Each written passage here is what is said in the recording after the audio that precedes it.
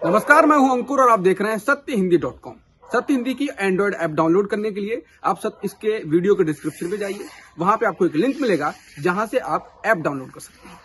अब एक नजर डाल लेते हैं अब तक की खबरों। किसानों की ट्रैक्टर रैली हिंसात्मक हो गई है। पुलिस और किसानों की झड़प के बीच एक किसान की मौत हो गई है। मौत की यह रिपोर्ट आईटीओ के पास से आई है। एनडीटीवी की रिपोर्ट में कहा गया है कि पुलिस ने दावा किया है कि तेज गति से ट्रैक्टर पलट गया और इससे किसान की मौत हो गई। हालांकि किसानों ने आरोप लगाया है कि पुलिस की फायरिंग से उसकी मौत हुई है, जिसके बाद तनाव का माहौल बना हुआ है। आईटीओ पर भारी संख्या में पुलिस बल तैनात है और वहीं से पुलिस की बाधा को पार कर किसान निकल रहे हैं। किसानों की ट्रैक्टर रैली में प्रदर्शन करने वाले कुछ लोगों ने मंगलवार को लाल किले की प्राचीर से पीले रंग का अपना झंडा फहराया। इस झंडे को निशान साहिब कहते हैं। निशान साहिब सिखों का पवित्र त्रिकोणीय ध्वज है। इसे हर गुरुद्वारे के बाहर फहराया जाता है। ये वही जगह है जहां से प्रधानमंत्री स्वतंत्रता दिवस यानी 15 अगस्त के दिन तिरंगा झंडा फहराते हैं। पुलिस की बैरिकेडिंग पार करते हुए किसान यहां तक पहुंचे थे। किसानों की ट्रैक्टर रैली को जिस रूट की मंजूरी दी गई थी उसमें लाल किले का रूट शामिल नहीं था। किसानों के दिल्ली तक पहुंच जाने के बाद मेट्रो स्टेशनों के गेट को बंद कर दिया गया। ग्रीन लाइन के सभी स्टेशन बंद कर दिए गए हैं। दूसरे कई स्टेशनों सहित आईटीओ मेट्रो स्टेशन के गेट बंद कर दिए गए। किसानों की ट्रैक्टर रैली के दौरान मंगलवार को हिंसा के बाद दिल्ली के बाहरी इलाकों की इंटरनेट सेवा बंद कर दी गई है। एएनआई की रिपोर्ट के अनुसार गृह मंत्रालय की ओर से कहा गया है कि ये सेवाएं आज रात 12 बजे से पहले तक बंद रहेंगी। सरकार के इस फैसले से जो क्षेत्र प्रभावित होंगे उनमें वे क्षेत्र शामिल हैं जहां किसान करीब 2 महीने से प्रदर्शन कर रहे हैं। इसमें किसान प्रदर्शन का केंद्र रहे सिंगू बॉर्डर भी शामिल है। सिंगू बॉर्डर के अलावा गाजीपुर, टिकरी, मुकारबा चौक, नांगलोई और उसके आसपास क्षेत्रों में इंटरनेट सेवाएं बाधित रहेंगी।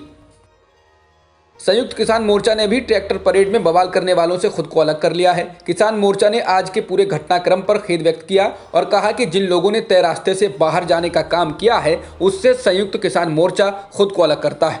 किसान मोर्चा ने कहा, यह बहुत दुर्भाग्यपूर्ण है कि हमारी तमाम कोशिशों के बावजूद कुछ संगठन और कुछ असामाजिक तत्वों ने अब तक शांतिपूर्ण रहे हमारे आंदोलन में घुसपैठ की, रूट का और अनुशासन का उल्लंघन करके निंदनीय कार्य किया है। हमारा हमेशा से मानना रहा है कि शांति हमारी सबसे बड़ी शक्ति है। ऐसी हरकतों से आंदोलन को नुकसान पहुंचता है। किसान संगठनों ने हिंसक लोगों से अपने आप को दूर किया है। किसान आंदोलन में हंगामे के बाद सवाल उठने लगा है कि क्या आंदोलन किसान नेताओं के हाथों से निकल चुका है। इस सवाल के जवाब में भारतीय किसान यूनियन के नेता राकेश टिकैत ने कहा है कि हम उन लोगों को जानते हैं जो व्यवधान पैदा करने की कोशिश कर रहे हैं। उनकी पहचान हो गई है। ये लोग राजनीतिक पार्टियों के लोग हैं जो आंदोलन की छवि खराब करने की कोशिश कर रहे हैं। कृषि कानूनों के खिलाफ विरोध प्रदर्शन कर रहे किसानों के उग्र होने के बाद गृह मंत्री अमित शाह के निवास पर उच्च स्तर की बैठक हो रही है। बैठक में गृह सचिव और दिल्ली पुलिस कमिश्नर मौजूद हैं। गृह मंत्री अमित शाह को आज की घटना के बारे में पूरी जानकारी दी गई है। बताया जा रहा है इस बैठक के बाद कानून व्यवस्था को लेकर मजबूत इंतजाम किए जा सकते हैं। दिल्ली में किसानों की रैली के दौरान सड़कों पर जो कुछ हुआ उसे लेकर कांग्रेस नेता राहुल गांधी ने कहा है कि हिंसा किसी समस्या का हल नहीं है। उन्होंने सरकार से अपील की है कि वो किसानों की बात सुने और देश हित के लिए कृषि विरोधी कानून वापस ले लें। वहीं शिवसेना के नेता और मुखपत्र सामना के संपादक संजय राउत का कहना है कि सरकार चाहती तो दिल्ली में हो रही हिंसा को रोक सकती थी। उन्होंने सवाल दागा कि क्या कोई अदृश्य राजनीति कर रहा है। भारत बांग्लादेश के बीच कूटनीतिक सहयोग के 50 साल के मौके पर बांग्लादेश के विशेष सैन्य दस्ते ने दिल्ली के राजपथ में मार्च किया। इस दस्ते में बांग्लादेश के 122 जवान शामिल हैं। यह तीसरा मौका है जब किसी अन्य देश की सैन्य टुकड़ी यहां गणतंत्र दिवस समारोह में हिस्सा ले रही है। इससे पहले 2016 में फ्रांस और 2017 में संयुक्त अरब अमीरात की सैन्य टुकड़ी ने हिस्सा लिया था।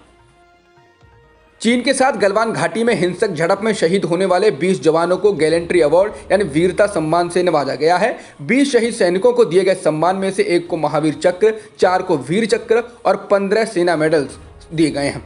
बता दें, पिछले साल 15 जून को भारत और चीन के सैनिकों में हिंसक झड़प हुई थी, जिसमें चीन के सैनिकों ने लोहे की कटीली रॉड से हमला किया था, जिसमें हमारे 20 जवान शहीद हुए थे। भारत में बीते 24 घंटों में कोरोना वायरस संक्रमण के 9102 ताज़ा मामले दर्ज किए गए हैं, जबकि इस वायरस के कारण 117 लोगों की मौत हुई है। इसके साथ ही अब देश में कुल कोरोना संक्रमितों की संख्या 1,06,76,000 से ज्यादा हो गई है, जबकि मौतों का आंकड़ा 1,53,000 से ज्यादा हो गया है। फिलहाल एक्टिव मामले 1,77,000 के पार हैं। अब तक की खबरों में इतना ही। बाकी खबरों के लिए बने रहिए सत्यहिंदी.com के साथ। सत्य हिंदी का ऐप डाउनलोड करें गूगल प्ले स्टोर पर।